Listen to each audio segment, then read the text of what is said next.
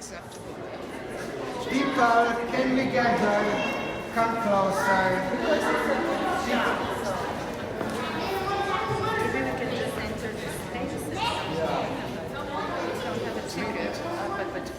We would like to welcome you on the tour through the exhibition Dancing, Resisting, Unworking Aspects of Dance's Culture, Political and Artwork in Yugoslavia and After. I'm Vevar, this is Biljana, Tanurovska-Kjulavkovski, Slavcho, Dimitrov, Milica, Ivić and Igor, Koruga and Kantoci.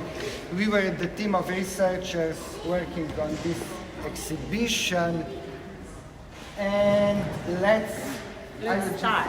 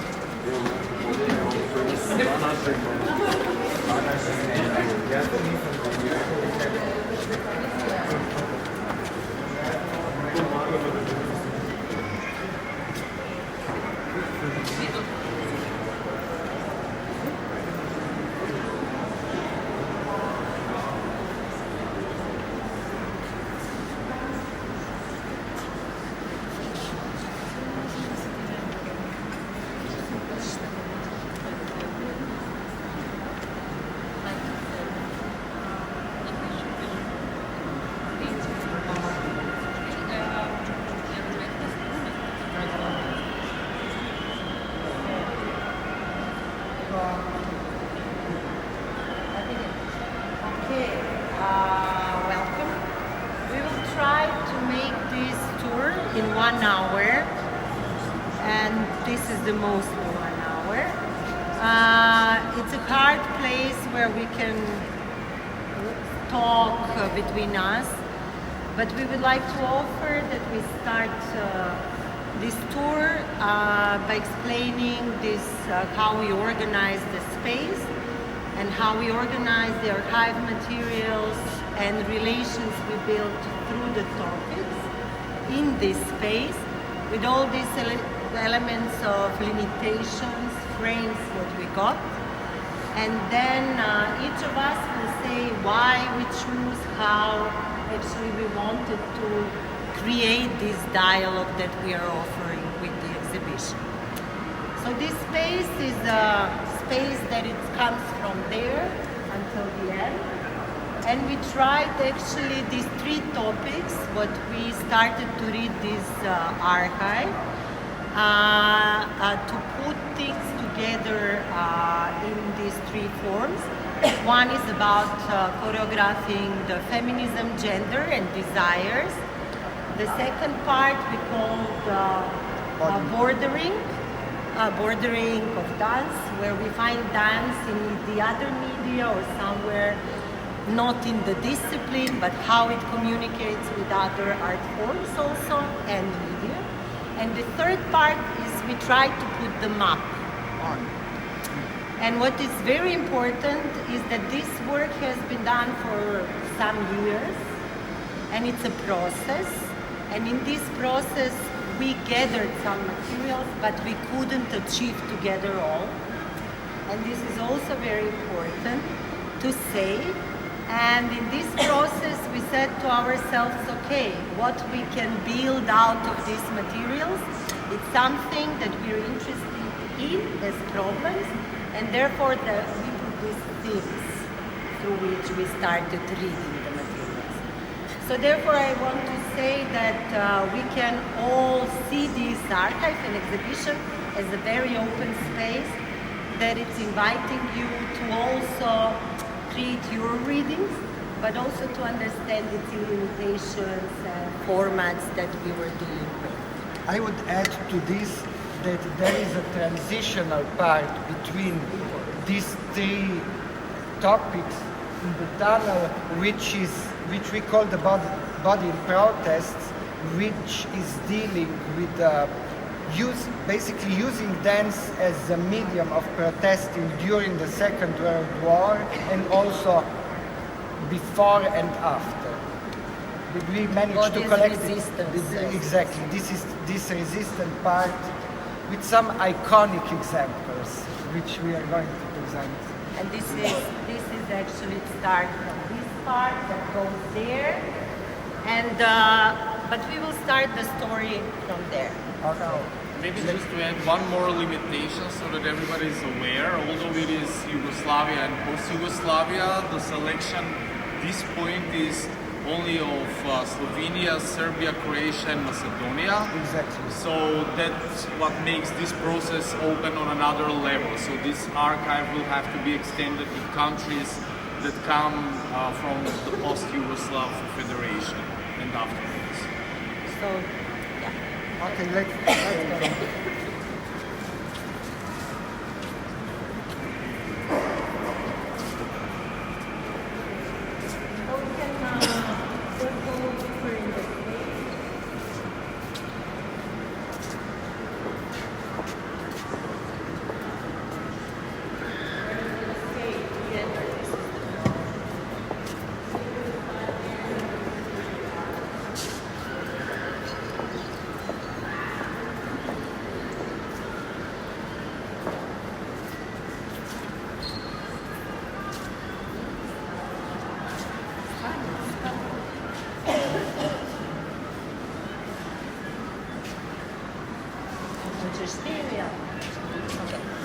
So anyhow, this is where we start this chapter, I would say, choreographing feminism, gender and desires, which is very important for us, and especially because we wanted to go back in the 19th century beginning up until today, and it was easy to find examples that are from contemporary examples, but then we started putting a dialogue how we will read these excesses in which we can find artworks that are dealing with gender politics, that are dealing with the questions of not feminism, but really the questions of women, and also that's why we put desires as in some of the examples.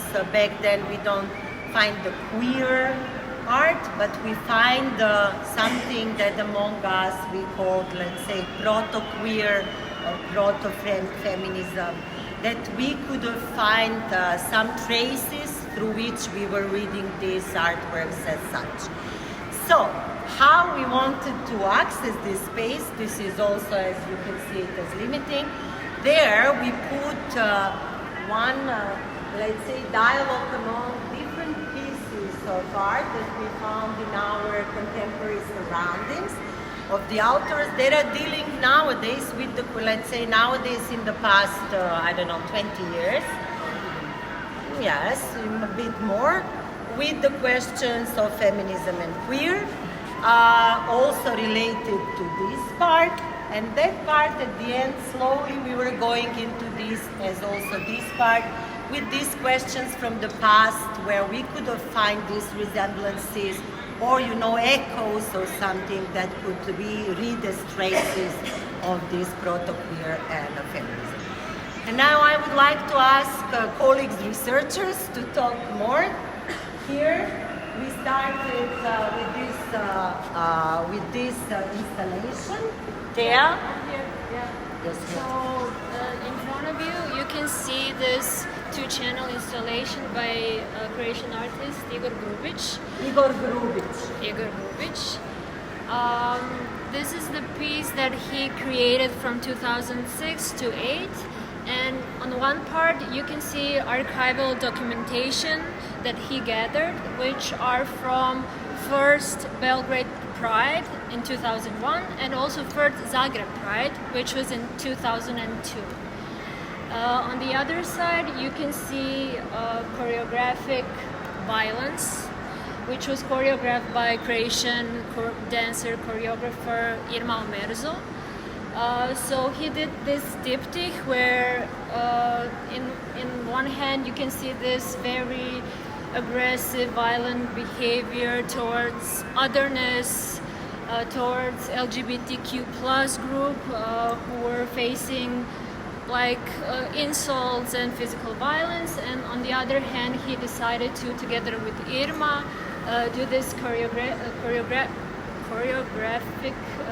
events around city of Zagreb where Pride happened, and you can see reenactment of this violence. Like the dancers were both reenacting victims and the aggressors.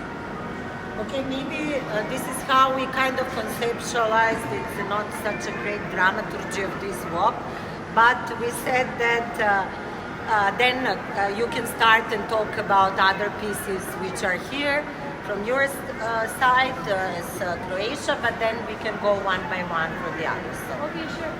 I can then. Maybe you can come because it's the sound. Yeah, it's very loud. I'm trying to be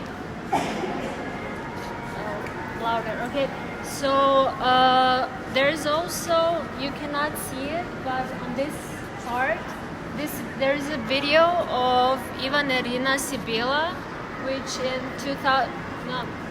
1998 she made this first queer lesbian solo piece, which is about like identities, queerness, social norms which are not fluid but very pushy towards women or queer identity. So maybe this is the first piece in really recent history which is explicit in that way, and maybe I can also say that my curatorial logic or interest was to find people and practices and works which are explicit in a bit but with certain poetics. So for example, behind you can see Sonja Pregrad in her work How Many Cubic Centimeters Can My Body Take? Thank you. Where she together with Trust Studio performs female-to-female drag, where she's controlling the group and she's controlling the idea of femininity. I'm gonna walk this. I'm gonna be faster because we have a lot of yeah. Can I? Yeah. And you can also see Matija Ferlin. Sad Sam Revisited. It's the picture with the person who is standing in his white pants or underpants. Maybe we can go even closer. Sad Sam Revisited is his first solo piece.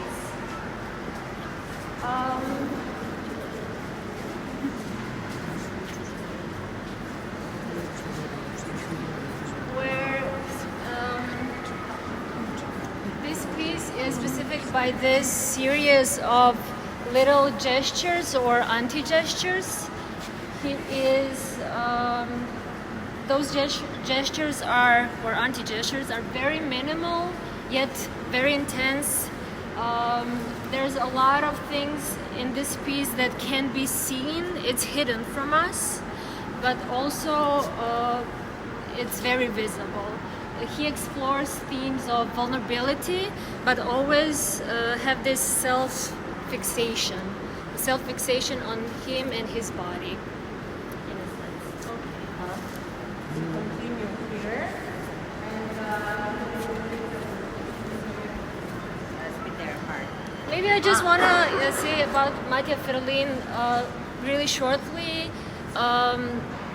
he is specific for this queer hermeneutics, which Leo Raffold, Croatian theoretician, explained to us, because he has this practice over 20 years, which combines queerness with his Catholic upbringing.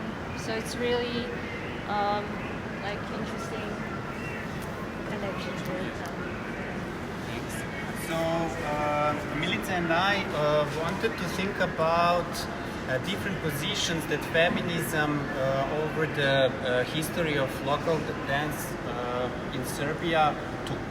So we took just several very concrete examples. One would be, it's okay to touch this.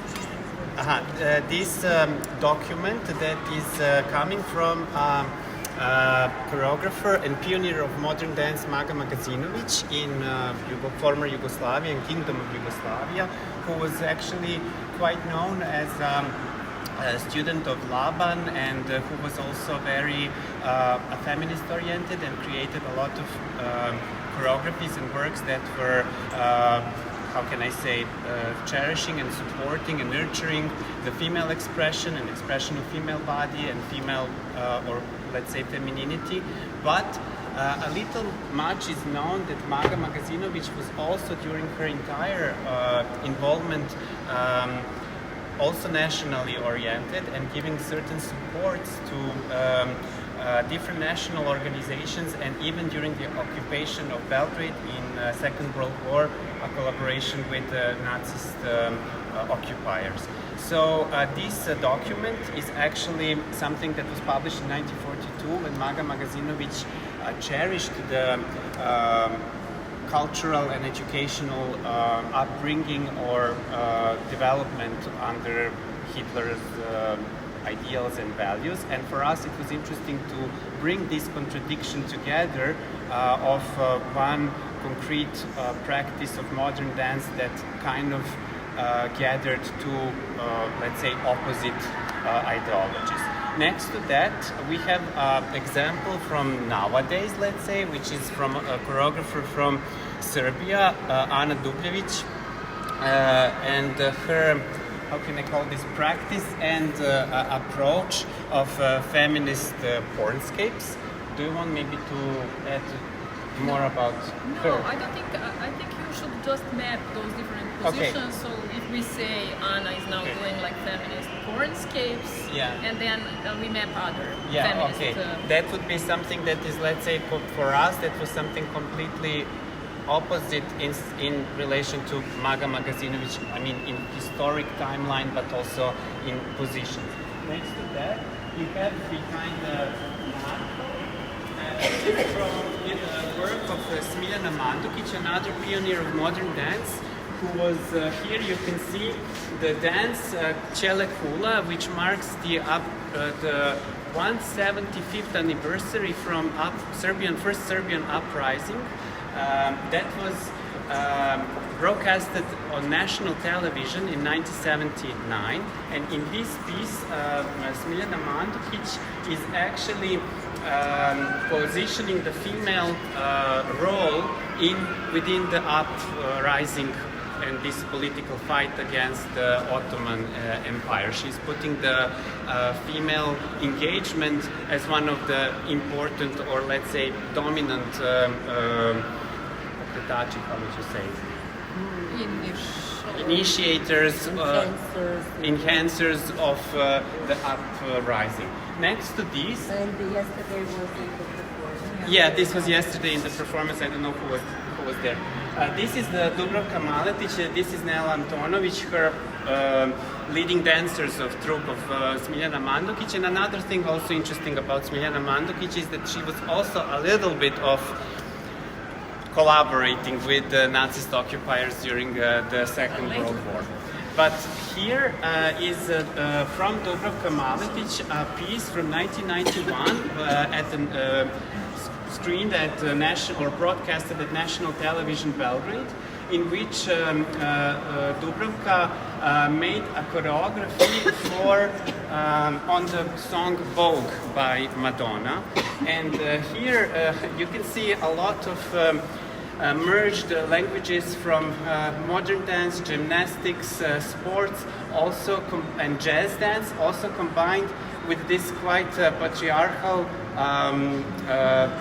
how can I say, bodybuilding postures, which in 1991 were in a way interesting because they are commentary to many things that was happening in 1991, which was also the wars in the former Yugoslavia, in the moment when the nationalism in Serbia was really rising. So for us, it was interesting. This is very quite precious, for my opinion, piece of material that was interesting to put together. Dubravka Maletic was also a choreographer who in former Yugoslavia, socialist Yugoslavia, was known for choreographing big slats for the celebration of the President Tito's birthdays and so forth. So to have this as a kind of counter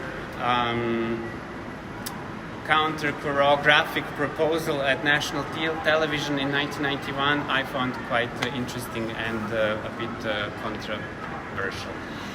Next to these different feminist positions, we also wanted to put together some queer and proto-queer positions that we marked in times of former Yugoslavia until today. We decided to do it through 3 examples. One would be Kosta Bunuševac, which is the one almost at the end of this line. This is the image from the performance that you could see last night. But this is not about that performance, as it is about Kosta Bunuševac, the author and of the video work, in which you could see Oliver Mandić, a famous pop singer and officially first man who appeared dragged in national television. Kosta Bunuševac was a scenographer and costumographer, but also a performance artist who used movement and drag as a kind of expression, which at that time was also quite controversial for times of socialist Yugoslavia. But to include this in the work and also in this exhibition is because the dancer who is dancing in front of these 3 videos and also in the video of Kosta Bunuševac and Oliver Mandić is Jelena Jović, one of our most famous contemporary dancers of older generation and one of the first freelance dance artists in former Yugoslavia. Next to them, we decided to take this image of the work anymore from Marko Milić, prominent choreographer from Serbia and Belgrade, who this is a miniature that was taking part in the Festival of Choreographic Miniatures 8 years ago, in which Marko and Predrag, who are you can see in this image, were investigating different forms of relationship, connection, and for me personally, this was also important to mention that at this festival, the piece won 2nd prize, but caused a big reaction because of the way how the choreography was treated, as it was kind of defined as anti-dance, very provocative, and for me it was very interesting how much of intervention it made into the ethos of that festival and the ballet world of local dance scene.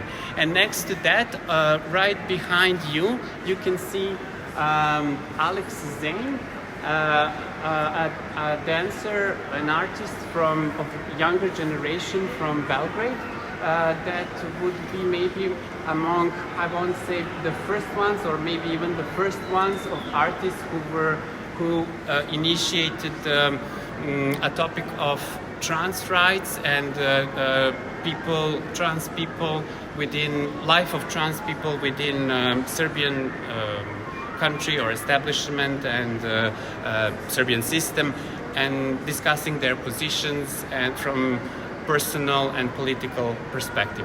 One work that I forgot to mention regarding the feminist approaches that we included is right Right next to Alex Zain, this is Dalia Acin, one of the choreographers of middle generation, who in this particular work, which is called Who Would Like a Mom Like Mine, is questioning the motherhood and the relationship with her own daughter, and taking the look from her daughter's perspective on the issues of being a single mother, being an artist, and being a woman.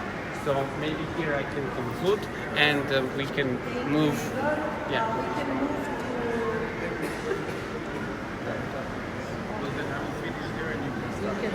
So then we continue with our selection, Slavcho selection proposals. Okay, so with the Macedonian examples, you can see what also Biljana mentioned in the introduction, this span between explicitly queer or feminist and proto-queer or proto-feminist works, where if in the later case, and that's why I will start here, you can see queerness directly engaged not only as a problematic but also as an assumption of how choreographers do their work and develop procedures and techniques in the work, but also question choreographic and dance conventions and how body is being institutionalized in dance practices. And on the other hand, you will see how our historical distance of reading basically brings another perspective on how we see a queer choreography, and that is basically the desire of a historical distance of us as interpreters, as readers, as researchers bring to certain works. So this here is this big fabric with the printed anuses on it, is a part of a series of work of Macedonian, Bulgarian, Tenerife, Stockholm-based choreographer Aleksandar Georgiev. This is part of his second work of this research project on anal bodies and anal politics that he started doing. So this is basically part of a landscape choreography that he was doing. And in the background you can see the photo with the three anal bodies there with the golden glitter curtain, which was the first project, The Power of S. So S is not only like S, but also S meaning like slowness and a lot of different meanings. So Aleksandar uses this idea of working with what is behind the body, not only to question and problematize phallocentric conventions about the body and its feminist but also queer histories, and what is the objected body, etc., and what kind of political potentials it has for questioning epistemological in terms of reason and how we produce knowledge, socio-political conventions and regime related to corporeality, gender and sexuality, but also how can we reimagine dance practice and what body parts are basically used mostly and predominantly in dance practice. So not the frontal, not the vertical body. Basically you can get into what I call in one text the anal vertigo when you see this performance, where you have beheaded creatures moving very slowly, imperceptible movements, but myriad movements, which in a way opens the question about corporeal democracy and questions of what a body can do. Something that usually we are not used to see. So while at the beginning you are in a situation where you're ashamed because you're being gazed back from anuses, as the performances unfold, you start to perceive things that usually you're not used to be perceiving. So in a way it shatters our perceptual apparatuses. And this is the second part. So, and he finished basically, there are 4 works that he was doing. And it was used as an installation in Skopje in the Museum of Contemporary Arts, and it caused pretty big scandal. So Aleksandar also did, together with his partner and collaborator Dario Barreto Damas from Tenerife, this work in 2018 in Skopje. It's called Moonlight. Not only is the first in the context of Macedonia, the first choreographed and dance work where we have a homoerotic couple dancing on the stage, but what is interesting and why this work is important also for the way we approach queerness is not a matter of identity. It's not a matter of whether we can fix it and recognize it as such, but basically queerness is used as a procedure, as a methodology in which questions of meaning of bodily boundaries, of relationships, relationality and community, how all those notions are being imagined and how they can be problematized. So in a series of repetitive reciprocal gestures which invoke heteronormative moves, a repertoire of Disney, childhood games, etc., they mobilize them in these performative repetitive structures and open the question of sense and meaning precisely through this interaction of bodies that do not come to a certain teleological end and fixing identity or meaning. So basically what is queer, I would rather say, is that this procedure and the way the two of them work. In a similar way, you can see this in the queer feminist approach of Vicky Lioska, who is here, in Figure It Out from 2018, where she also uses queerness more as a methodology for questioning identity, for posing questions about how identity, but also body and bodily boundaries are being constructed and limited and regulated in social contexts, and how dance and choreographic practice can basically switch, change, and problematize. She poses 100 questions related to her identity, and of course there is not an ending point. You can also see this work in a video, which is also here related to this work. Vicky Lioska also did this a bit later, this work, I Need a New Body, from 2022, where she engages very broadly, I would say, eco-feminist perspectives, but it is much wider problematization, because she deals with questions like pumping, extraction, exhaustion, and connects the female body in relation to ecological questions, the earth, the planet, but also capitalist ideals, but also procedures of extraction and exhaustion of human and natural capacities. So in the interest of time, I will skip now and we can slowly move in front so that you can see this proto-queer perspective that we'll be trying to meet.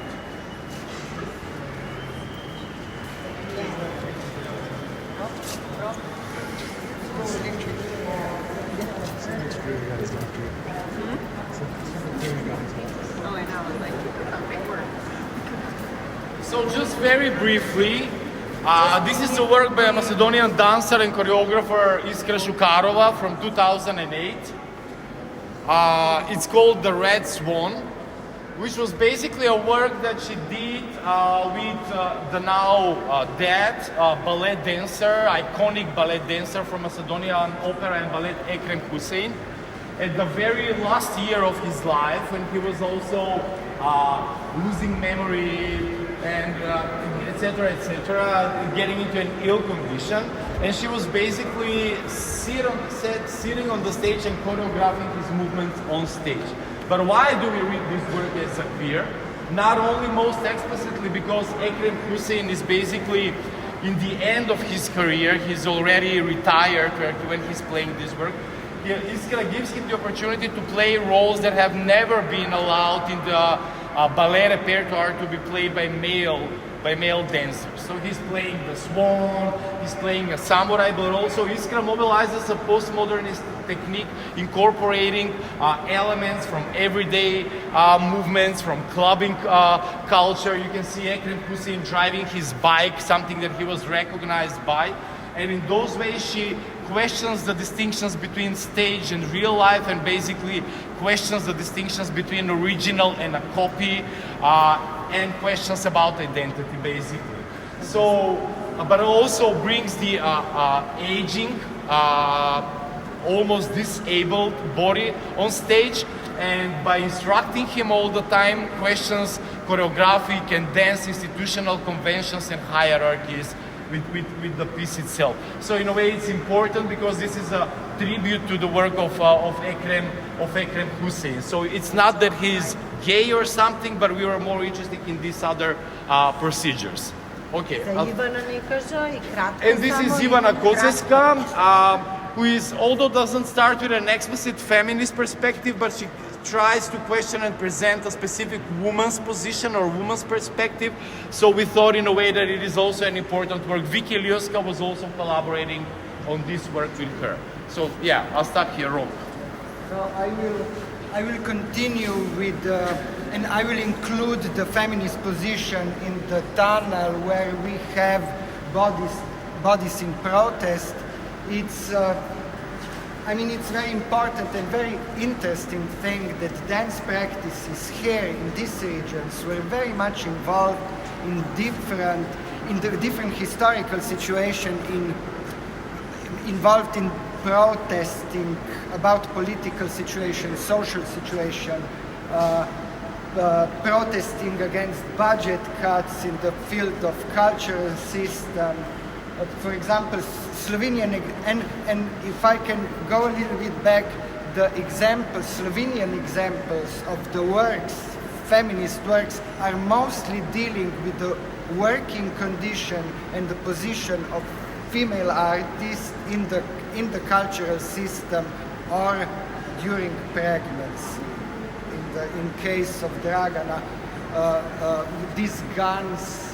These two pictures with the guns, the first one is Dragana Alferović, who was kind of reconsidering her position as a female during pregnancy, and Expensive Darlings, which is very interesting work by Maja Đurinović, dealing with the basically female artists in the field of dance, because if we go through the history of dance in, for example, Slovenia, we recognize that in the narration of the history, the most exposed examples are always males, and they get the best conditions for work. And Maja Đurinović wanted to question a little bit this kind of privileged position. In Slovenia, we had a lot of involvement, quite few significant involvements in the different political situations. Dance Theatre of Ljubljana is performing here on the 21st of June 1988. The 4 journalists at the time were arrested by and put on trial by the military court in 1988 because they exposed the documents which show that in case of Slovenia, if it went independent, the coup d'etat would happen in the Yugoslav army would enter, and they were put on trial, and different cultural events were organized in protesting against this military trial, because they basically demanded a civil trial, and the Dance Theatre of Ljubljana is performing there.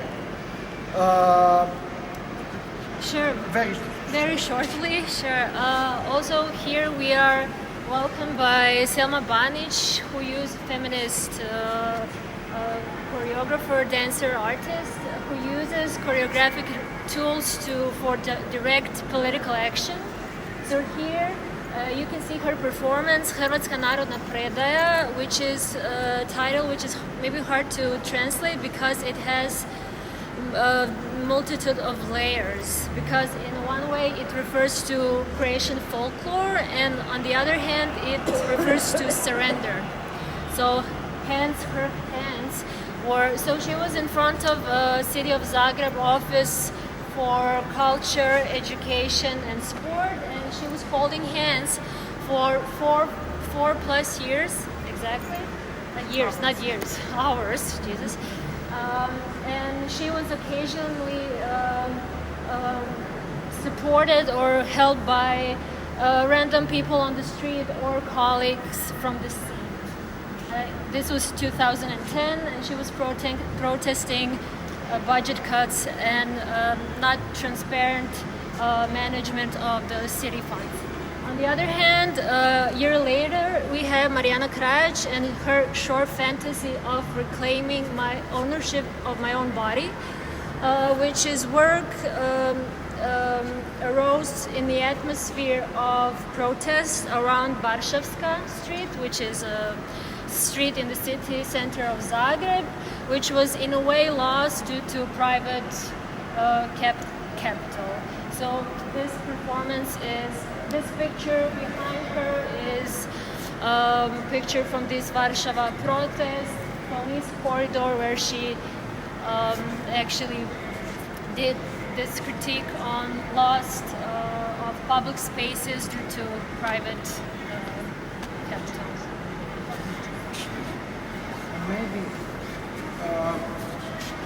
Maybe just shortly, this is work of Marta Popivoda, which is titled How Yugoslavia choreographed our collective body. Is that correct?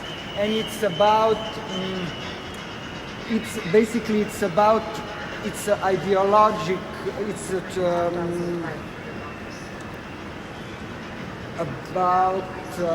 starts with, I think, protests in 1968, and it's about sleds in Igor mentioned Yugoslavia. the sleds before, and she starts with dealing with the sleds, but also retelling this collective body story through different elements from different archives.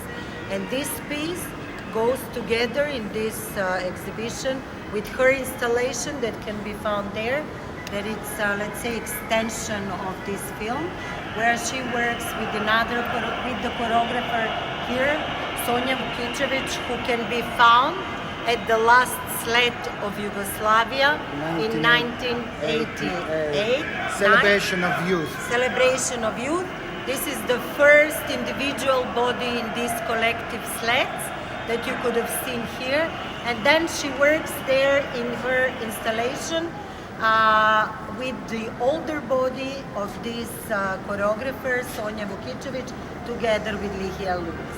So this is in the diagonal there, but we will come to that. So now this is shortly because we are inviting you into the dark passage.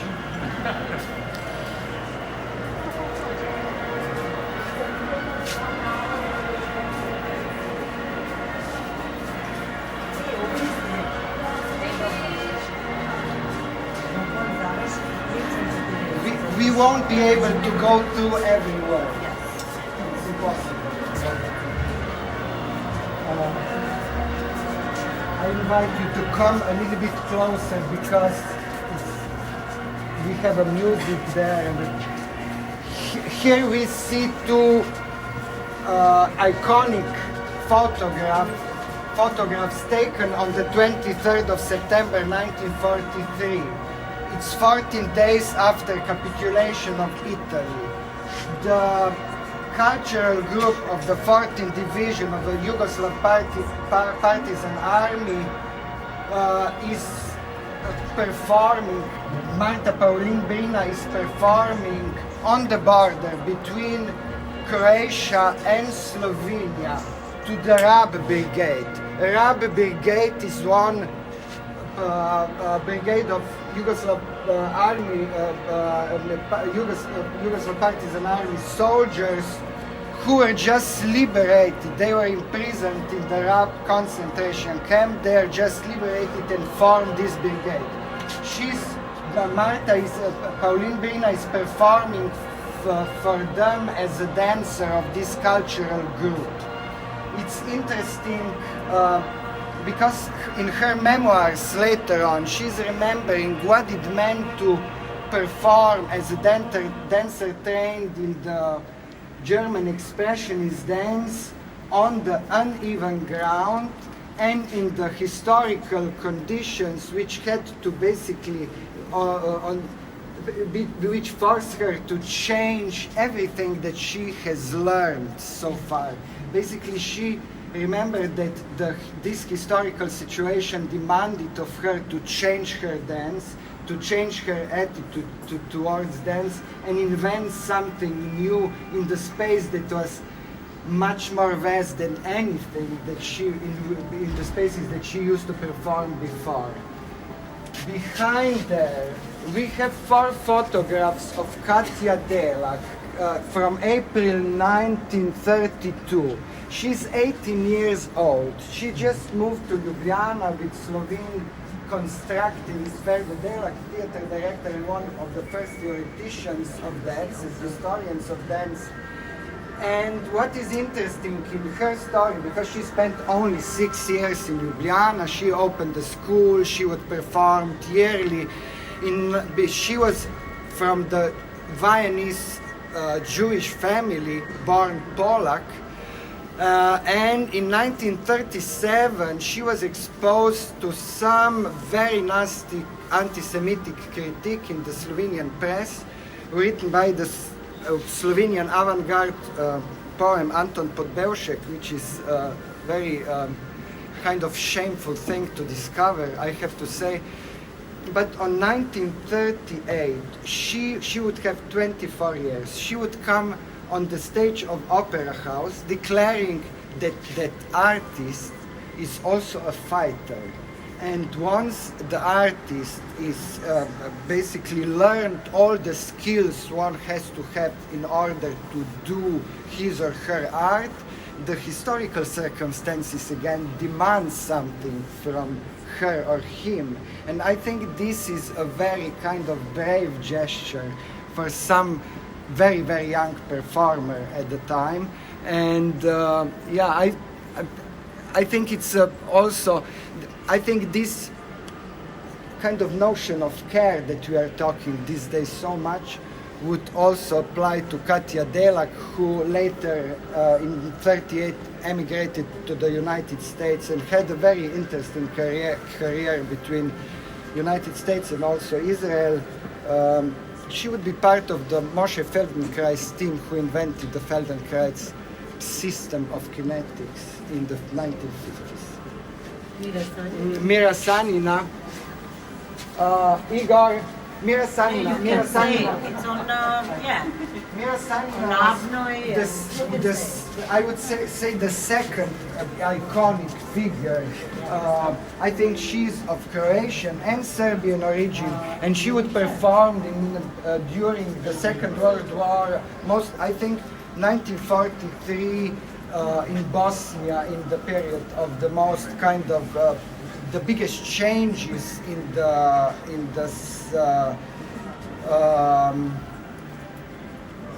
anti-fascist fights in the Yugoslavia.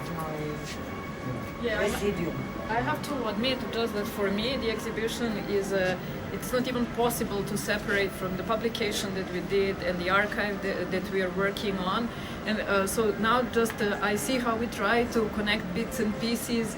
Everything is super complexly mega connected in a way, so this short narrative that we are now presenting should be completed with the publication. So Mira Sanina is too complex as a problematic, let's say, but for us what was really important that she was dancing on the constitutional meeting when the Federative Republic of Yugoslavia was formed during the Second World War, and for us this meant that the dance was a constitutional part of that republic. So the fact that it existed in this very beginning, and that as Rok showed, it already existed during like the partisan fights, and these are not the only examples. There are other examples, for example, diaries of partisans who were dancing kolo as a let's say national folk dances and so on. The dance was there even during the war, and it was there from the beginning of the existence of the republic. So yes, it is. And then the story is more complicated because Mira Sanina then came to Belgrade, and as Igor remarked a little bit, like the ballet of the National Theatre that was functioning during the occupation, let's say, was dismissed. So she came to be on the head also of the National Ballet in Belgrade, and after had her private school. Some of the dancers and choreographers that we saw yesterday were attending her school, so it was a school for, let's say, modern dance and so on. So a lot of complex issues, but yeah, let's say that this iconic figure of, let's say for us, the proof that the dance was there from the beginning of Yugoslavia as a republic. Okay, but just to remind you that it's 6 o'clock. Yeah, I know. Yes. I would just here add one thing that is for me very important. When we are talking about this performances during the Second World War in front of partisan armies. People who were watching these dances, not only that it was for them the first time they'd attended any dance event, it was for some of them for the first time that they would attend any cultural event, because it was very mixed. And what is interesting, reading these memoirs of the people who have, that they are totally taken by this, let's say, modern dance.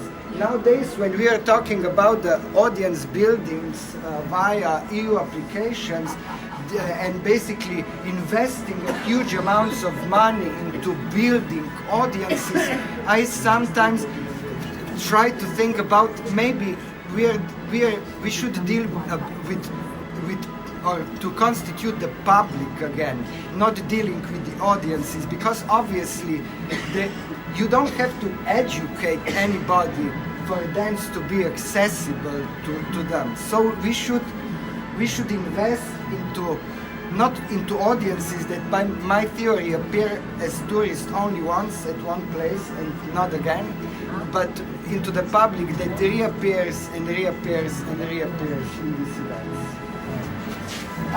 This is Živa Krajger's. Živa Krajger was also partisan, and she did one solo.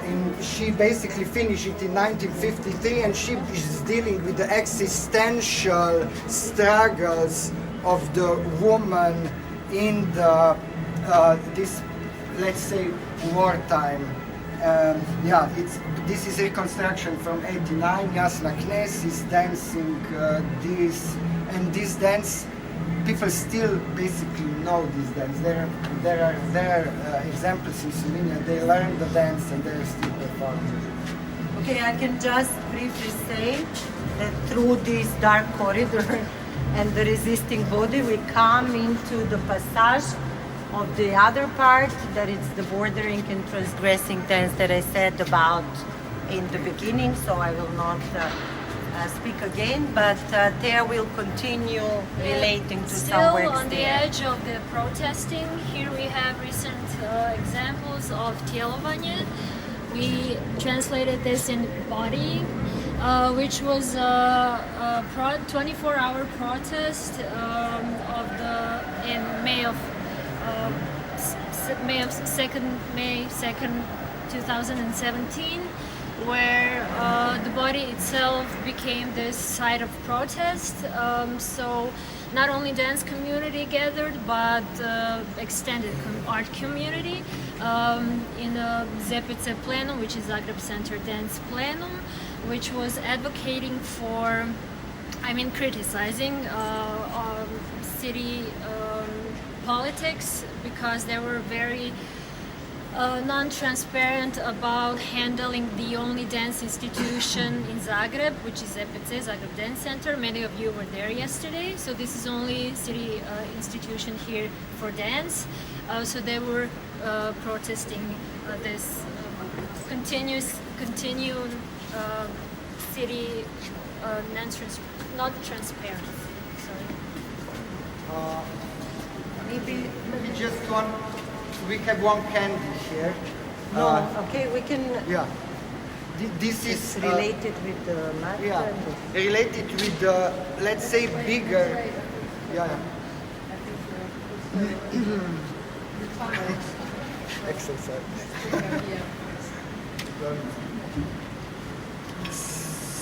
So. Yeah, it's okay. You can continue. So Sokol movement was one pan-Slavic movement, emancipatory movement that came from the Czechoslovakia, and it has also Yugoslavian part, or even before Yugoslavia it began. It was, let's say, center-left part. You also have the right-wing part of the, let's say, physical culture movement. And here is the first Yugoslavian all Sokol slet, which means the gathering of the athletes. And what is interesting with this poster from Ljubljana in 1922, that it has basically the whole score of different physical exercises for women. It's interesting how this physical culture, which was very present at the time, was aestheticized. It's very close to basically to dance. The border between dance and physical culture was not very pronounced. So it's we would see with so-called these big stadium spectacles that we kind of know also from later from Yugoslavia, and from the work of Marta Popivoda that I mentioned before there. And this is the installation that it's extended work, I would say, additional work, that it's with Ligia Luis here. So briefly, and we can go to this part that I said about bordering and transgressing dance. Through this passage, we put it in two, let's say, ways. We are seeing here different selection of different films, photos, and other materials that we can find in our different contexts. So everyone can go. It's 30 minutes plus programs that we created. And we didn't want it to stay in the box only. We wanted to go out of the box in a sense of presenting and taking out a couple of works that we think that are in some way supporting these perspectives and problematics that we are dealing with, which is where the dance is transgressing and how we see it. So you can say, yeah. Maybe just to basically we were searching for choreographic, let's say, perspectives in the artistic works, in theater, in video art, in film, of course. Specific films were made. In the music spots, and so on. But so basically, where dance comes through and also as an extended word. Exactly. So therefore we can see these works here. And Rok, you can start with Nordum. Just Cosmokinetic Cabinet Nordum was one of the last performances that Dragan Živadinov did in the frame of Nove Slovenijske Kunst in 1992. It's called the praying machine Nordum. Nordum is name of the one Slovenian scientist who wrote a book about traveling through space in the 1920s. It's the period where Dragan Živadinov is kind of making a transition from the retrograde period from the, let's say, from the gravity into space, and this particular piece, which is the example of the total theater, as Gropius would suggest, basically it's completely built installation where everybody, the audience, is also with the heads in the installation. It's dealing with notion of state. It's a basic drama of history going from the Louis XIV on. So it's dealing with the ideological aspects of the choreography. This side you can see a film we call the first experimental dance movie in Croatia. It's from '68. It was made by Vera Maletic, whose mother was Ana Maletic, which is a dance icon of sorts, because she established schools and studios and so on. So this movie was directed by Krešimir Polić, which is another famous director in Croatia. It is performed by members of Studio Contemporary Dance Company. What is interesting here about this movie, that at the time they didn't have the moving camera, so as you can see it's a static one, but these dynamics happening because of the choreography, obviously, and the editing. On the other, maybe I can also mention, of course, Cvetković and Time Bombs, which is work from 2017, which is this installation made of 3 films, which are part of serious institutions, need to be constructed, and also material or archival material of their production, which is called the series Trilogy of Vevar. So this is the piece that connects like historic ties between film, spectatorship, but also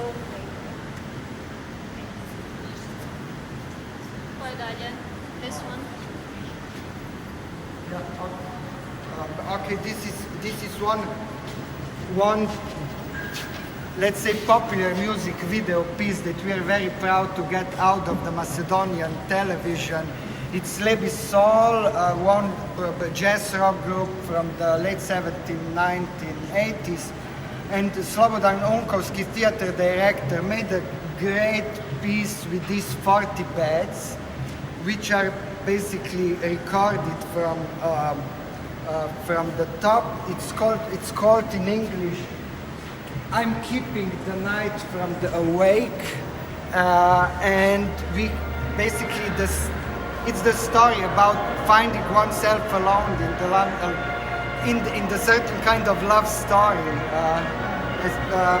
and we see a singer here, kind of with the lights on and all the different figures of or bed or people around. It won the first prize of competition of Yugoslavian radio televisions in 1987 in Neon. It's a kind of video art piece that we find interesting in terms of choreography. Yeah.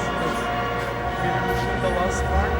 Yeah, let's move to the formations and conclude.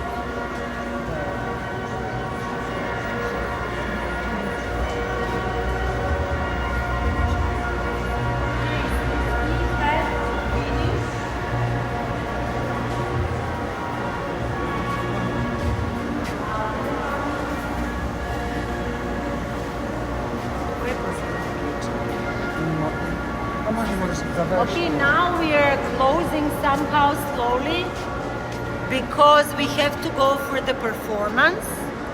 And this part is the part that I said it's the mapping part. As you can see at the end, this is the space where we propose you can contribute to our further development of the archive. As we are aware that we missed a lot of things here and that are not here, but they should be, and that's why we are developing the digital archive, as well as together with this goes the book that you can see the details, as also Milica said about. What we were doing here, we tried to map through, let's say, understanding how the dance was, in which formations it could have been found. So we started reading schools, networks, collectives, associations, festivals, anti-festivals, then movements and discursive formations, also what were developed in this region. So we tried to collect and present, but it's not is representing, but trying to create this dialogue between them and with what we were doing here. So now maybe I can invite, and this, what I want to also say, it's with Siniša Ilić, the artist who was a visual exhibition designer and doing this, drawing, the visual, that it's the mapping, that it's everything is related and you cannot see as a separate part, but interrelated parts of how the dance is developed. And I think here we can finish as we are continuing with the performances, and you can enjoy digging out into the materials by yourself. And we would like to welcome you to read the book and explore the digital archive that we are developing. So maybe my colleagues can add something to the end. I mean, you are welcome if you have any questions, either individually that you ask us, or you can also ask something that you think it's that you want to know, or you can. I would just like to ask about the digital archive. Oh yeah. The digital database is still under construction, and it's going to be open in the December, January. Yeah, it will be basically, we have to get it until this level that we are prepared to open it up, or that it makes sense to open it up. But this digital database is work in progress, so it's going to be, I mean, it's a long-term project that we are going to upload different materials. It will have metadata that is necessary, and it will be open for the studying or curiosity purposes for the public. With certain things, with the registration, certain things are going to be just available online. Thanks. Thank you so much for being patient and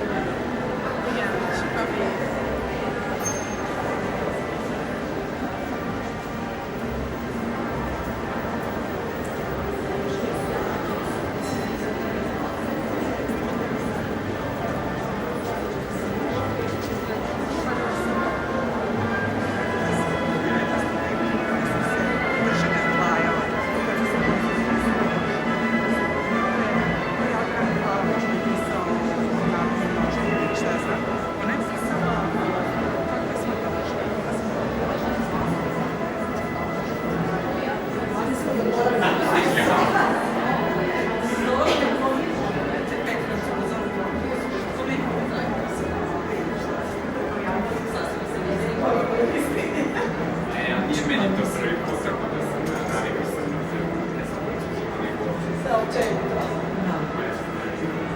I onda smo njih ni bolje, bio tu ne znam, Siniša bio kao pokušavati da to napravimo nekako